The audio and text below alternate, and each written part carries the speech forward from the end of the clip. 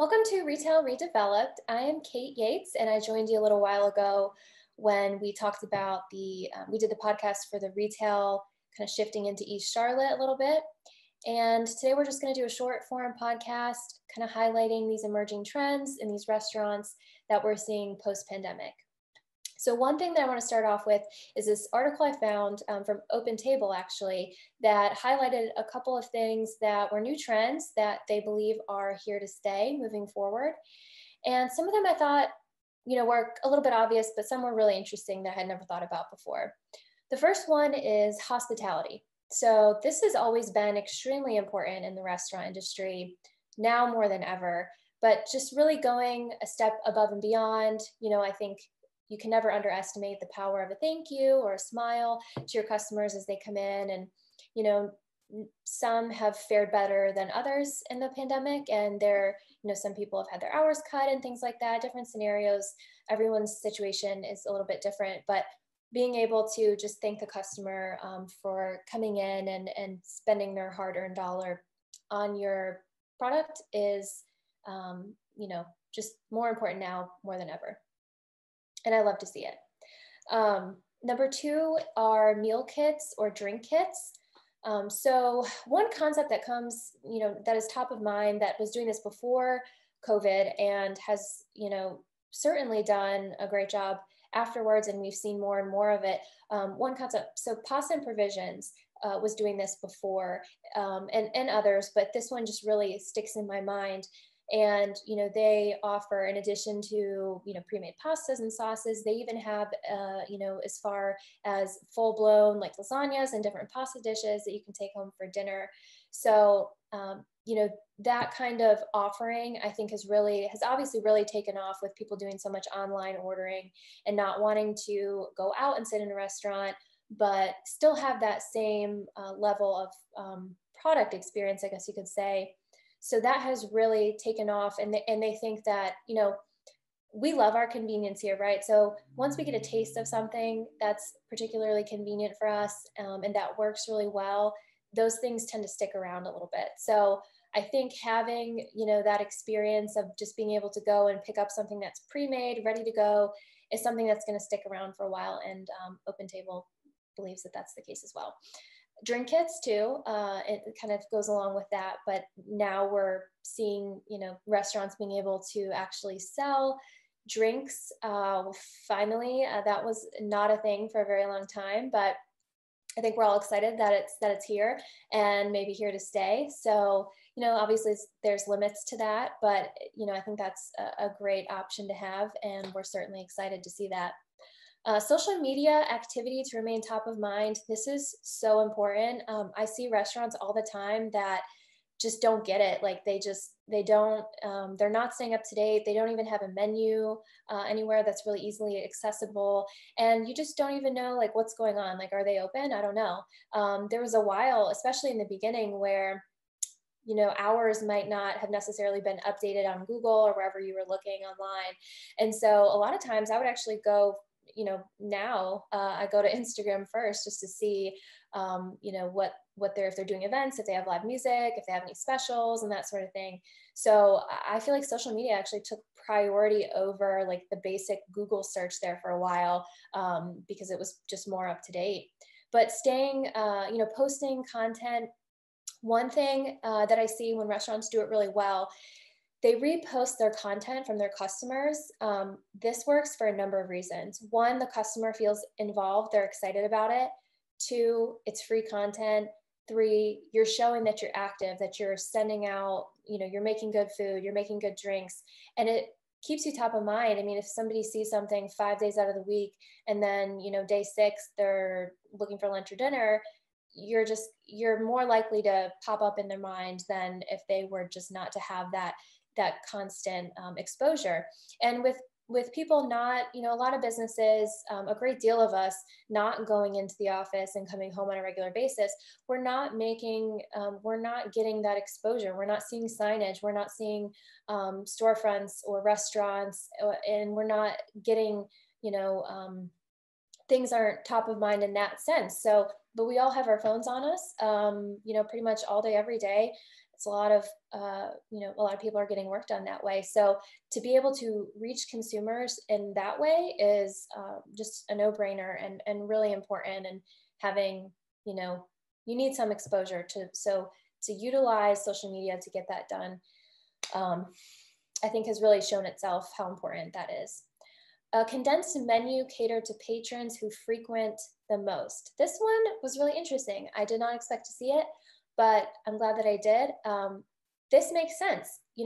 Restaurants are, one important element is, lowering your food costs and making sure that without sacrificing the menu or the quality of food or your brand concept, getting those food costs down and making sure that you're a successful operation. So, when restaurants are kind of catering that to, show this customer appreciation in a sense for who's coming in and what they want, I think, that'll kind of translate over. And if it's going to help now, just imagine how much it'll help, down the road when things hopefully are back, to a bigger sense of normal. Technology enhancements. So this is something that I think everyone was expecting to hear at some point. So, incorporating technology has been a thing for a while. We've seen it in different industries and practically every industry, you could argue. And, I think everyone listening or watching has ordered from Postmates, from Uber Eats or Grubhub at some point in their life, right? And so, there's certain restaurants or just businesses, bakeries, whatever it may be, that have not, maybe they haven't fully incorporated into that yet. And one example I'm actually going to use is, if you have heard the moving the retail, East Charlotte retail podcast with a couple different folks. One of those was Curtis Stone with Swirl. And we talked a little bit about this, and he had actually mentioned that, being forced into doing more online sales, incorporating that as part of their core business actually really helped it. I think everyone would imagine it would at this point, but maybe not so drastically. It increased his sales by 400%, which is just really, really incredible. So he was thrilled that he made the move, and he probably wouldn't have done it so soon or at the time, if COVID had not happened. So those sorts of success stories are really cool. The last one is really cool outdoor space. So, being in North Carolina as a Southern region state, a lot of restaurateurs, when I'm working with restaurants and helping them look for different spaces, outdoor space is important. And, a patio or lack thereof can make or break a deal. And now I think that's super important. Depending on where you are demographically speaking, you may not have even been able to serve indoors. And, obviously it fluctuated at different points throughout the last year, but, having some outdoor space is really important, and making that cool and accessible and flows well. It's also, as a broker, it's part of our responsibility too, to, help guide and educate the landlord, whether that's a big institutional landlord with a big office building, they're trying to figure out the ground floor, or, anyone really, but just to educate them on the importance of having a really cool outdoor space. Outdoor space is undoubtedly important here. Going from outdoor space, the next thing I want to talk about are some of the interesting creative things people have done with outdoor space. And one of those are igloos. I don't know if you've seen them in Charlotte, but they are here and hopefully to stay.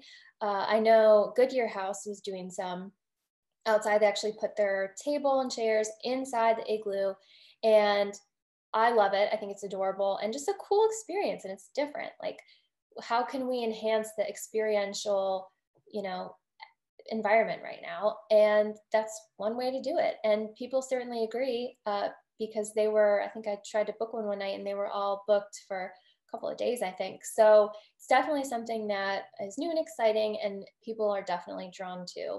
We've also seen some other interesting things like tents even. Certain restaurants have gone as far as to use like the wood framing of their outdoor space or whatever they have available, and creating some cool tent features. So, there's just a number of different things that people have gotten really creative doing, which is really cool. And another thing is, I've seen elements of a restaurant that were at one point used just as an ambiance builder, and they've actually found some sense of functionality. And what a good example is, a restaurant is in DC, and I think it's on H Street, and they actually have a uh, like panel window that they, sliding window, right? So they can open it up, the table's right there, and you have this indoor outdoor experience. And since they are not seating indoors, they've actually cleared the tables and they've turned that into a grab and go window. So you can place your order there, you can pick it up. So it is now a functional part of the restaurant and the ordering process, which I think is super adaptive and really creative. There's some other restaurants that are doing, some really creative outdoor experiences where you kind of rent out, whether it's the rooftop or actually they'll come and deliver to you.